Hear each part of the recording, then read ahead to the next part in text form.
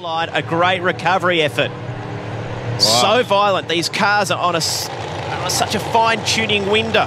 The fastest accelerating sedans on the planet. John Zappia now for Procomp. And another local racer has made one field before. This time last year, as a matter of fact, Adam Croker. This is one of the G-Force race cars, too, that we have in the field. Both Camaros, the other one being Daniel Gregorini's. Strong, 6.0, 6.1 second runner. If he can put one of those this weekend, he'll easily find himself in the field. Croker looking so relaxed in the car, checks the gloves before fronting up to the start line. Zappia looking at the gear ratios very closely before this run. The conditions are getting better and better in terms of weather. Croker and Shea marches on out. Let's check the numbers. Both cars with some issues in the 6.3s. Oh, that looks like it's done a lot of damage too. I thought that car might have dropped rated number one rated reaction time. NZ reaction time goes through. And this is another big matchup, really. Zappia versus Bishop. They've met 5 times in the Pro Series. Zappia has smoked him 5 straight. I chuckle because we know these two have had a colourful history in terms of staging games on the start line, but Zappia seemed to reset his thinking and strategy around that. Some of the teams have said the 20-second rule in Doorslammer where you can hold out your rival for some time. It's been a debatable one. I think the staging games make it a little interesting. It's only the quick guys that complain. Now this guy, Zappia, said that. 86% win record here at the Perth Motorplex when it comes to the Pro Series, which is pretty incredible. 13 wins, only 2 losses. This season, last season, he was out in the first round against Ben Bray, that famous hole shot win. Had to put the spare donkey in overnight though. They had been chasing some cylinder head issues. Watching those gear ratios still, and there's low water grains in the air, so good air conditions. They're excited. The Procomp Motorsport team back cranking down this quarter mile. Stuart Bishop. Interesting wheelie bar configuration on the back end of this car. Yeah, designed by Jeremy Moore from Team Vodafone, who's Craig Lowndes' race engineer, amazingly. It's all about shifting that centre of gravity. There they are. Kind of like mountain bike springs. After 11 kilos of pressure, they start to Can I mount them on the rear end of my mountain bike? I wish I could. They're expensive enough for your taste. Thanks, Chad. Daniel Reid walking out of frame now, crew chief of this car. Have they got it right? Can they finally get one back over Zapp? Such an important race. Want a side pod on some staging games? Look at Stuart Bishop there. He's craned his head over so he can see the Christmas tree clearly. He's in first too, so no game from Bishop. He's straight in. Oh, burst panels. He's going anywhere. He is done. Zappia, however, strides on. 6:02 had his own issues. Bishop looked like a lean condition off the start line with a 2-step. Bang went the engine. Oh yeah, put the burst panels clean out of that engine. That's the safety fuse on that supercharger. As soon as he brought onto the 2-step. Oh, and that horrible sound, blower rotors and engine components mashing about. Technically it is a safety fuse, here it is. Whack, out it goes. Zappia drives away with it. He did get awfully close to this left wall. If touched it, he would have been disqualified and Bishop would have got the win. How close did he get? Oh, grazed it, glanced it. He is ice cold, he's notorious for that. Being able to caress the car, almost a hint of a pedal too for Zappia early on into the run. Res Pez peer report for top Doorslammer. What a drama for round 1 of eliminations at the Golden States. John Zappia with the win. He says the engine swap is not due to that staging battle in that first round. It's an issue they've been chasing in qualifying as well. They heard a piston a little bit from what he was telling me earlier. Now they're substituting an engine and they've got a big thrash on to make the next round. First up in the semis. Big moments for the Zappia crew. They were in a big-time hustle to make it to the start line. Kicked a rod out. Had to swap the engine. And they've had issues in the cylinder head department in qualifying as well. And it was a thrash. Will that affect the tune-up?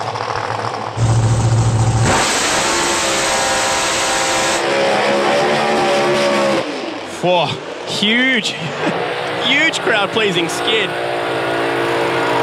Morris on this occasion just pulls it up a bit earlier than him, but he usually can play ball when it comes to the burnout. Zappia only ever lost one semi-final race here, and that was 2 years ago. So Ben Bray holds the record over, or no, he doesn't hold the record over Fabietti. That's what's interesting. Fabietti has the record over Zappia 3-2. Just so used to saying Zappia holds the record over. In recent rounds, Fabietti has been the lone charge against the Procomp Motorsport car. We saw Judd on occasion last season play the spoiler. But this man, a marquee matchup, and surely has championship consequences. When we look at the business end of the season, it's matchups just like this one that we will remember that helped shape the outcome. And when we look at the passes this weekend, Fabs, 3 passes this weekend. 2 times he's gone 596 and then a 6 flat. The other side, Zappia, 4 passes, a 592, a 602, and then 2 shockers. So really, it's Fabs who's in form this weekend. And if that's not enough, he's got the better average reaction time as well. Well, that tune-up window just continues to tighten up in top Doorslammer. I think, well, I used to go high 80s or low 90s around that 5-second mark. That's not good enough anymore. Now they're chasing low 80s and into a whole new frontier. So they continue to ratchet up the tune-up. That window shrinks and shrinks and shrinks. Now, what would a win like mean to these 2 races? Well, Fabietti, it would give him the Pro Series lead heading out of Perth. For Zappia, it could resurrect his dirty season so far. Pre-stage light ride for both races. How is the tune-up?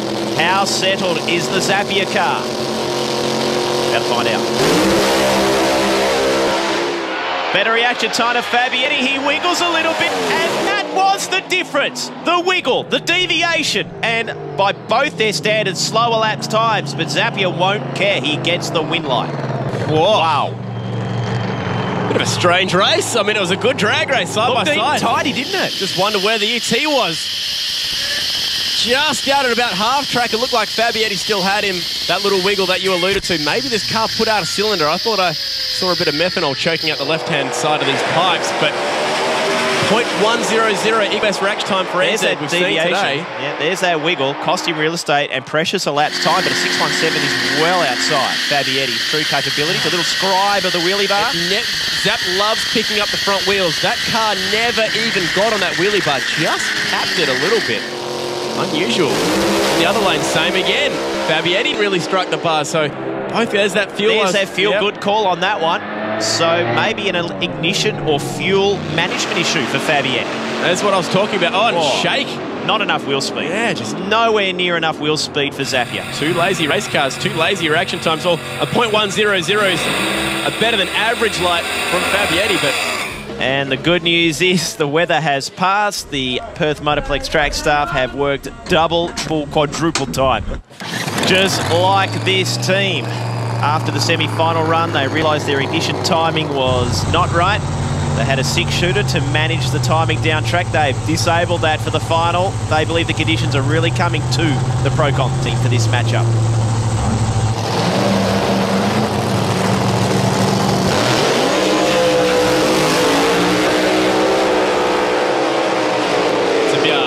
To beat John Zappia at the Motorplex, especially in a final. This is his 5th final here at the Motorplex, which is a top Doorslammer record. He's won every single one of them. But just lately, he's been developing something of a chink in the armour in his finals. 10 wins and 5 losses. It's one thing to make a final, it's another to win a Andra Pro Series round against someone like John Zappia. They're also, I heard the crew talking about fuel delivery, massaging, managing that, moving forward. So they're not relaxed and sedate in the Zappia pits. Very professional team. Seasoned campaigners have a mastery of adapting to any conditions. Interesting conditions now. We've seen the track. A lot of water on the racetrack. You're always worried. You can see the track stuff actually coming out, just making sure none of the water's coming up from underneath the rubber on the... And whatever little temperature was in that surface has now been washed away as well. So literally, it's going to be a really interesting one. Could be a pedal job. Could see some sideways race cars. Zappia looked apprehensive after that rain shower because they've made a tune-up call before the rain came. They're already committed both cars to the staging lanes, the dummy grid behind the tower. They've made the calls on how they're going to get these cars. Remember, they do 400 kilometres an hour. They run like a bat out of hell, and they've now got to cater for climate adjustments. I'll tell you what, if it comes to a pedal job, I'm backing home Zappia in this one, only through experience. But Valeri, maybe the reaction times could win this one. We know Valeri, #1 reaction time in Doorslammer last year. Zappia down in 10th, so he does have the better RT. A hearty crowd still in at the Perth Motorplex to witness. Could it be history? This man's first ever win in Doorslammer for the Pro Series. Oh, well, Zappia regather some vital momentum in the championship. About to find out. Pedal again. Valeri just in front. History in the making for the Sydney Sider. Oh, that is fantastic. Mark Valeri, what an upset victory. What a huge upset. The second big one of the day. Zappia's reign of terror at the Motorplex. His run of finals is done. Good sponsorship from the Zappia team. Congratulating the Narrabeen Smash Repairs crew as both cars come to a rest in the deep end. Congratulations to Mark Valeri. A great... That's apprehensive, and this car did not stick to the racetrack. That tune-up after the rain shower was out the window. You can see how sketchy the racetrack looks down there. Did well just to get it done. New South Wales, the first time they've won a Pro Series race here in Top Doorslammer. Fantastic. Huge amounts of clutch dust in the car for Mark Valeri as the stack of plates and discs slammed together. Big shake for Zappia. First time this race car of Valeri's has won a race meeting since the 2007 Nationals at Willowback Raceway in Steve Stanik's hands. Well done. A great result. Watching Zappia pedaling it. No from Valeri. They just made a good call to get the car down in the conditions. Excellent catch up on the championship, and now Robin's not too far ahead, so we're there. Looking at the Andra Pro Series point score from this round, remembering bonus points, Mark Valeri pocketing a lot of them, 158 points. John Zappia rights the boat in the context of the series with a final appearing performance here. With Judd's maximum bonus points that he acquired for qualifying, Lowy T, Mulbrow, that sees him in second. But how about Mark Valeri? 27 points clear of the field as they leave Perth. That is fantastic for the rookie. Lowy T pictures so far for the season thanks to Sid Chrome. Prizes up for grabs, and Robin Judd has been the early standout, but Morris Fabietti also showing plenty of performance potential as we go through rounds of the series.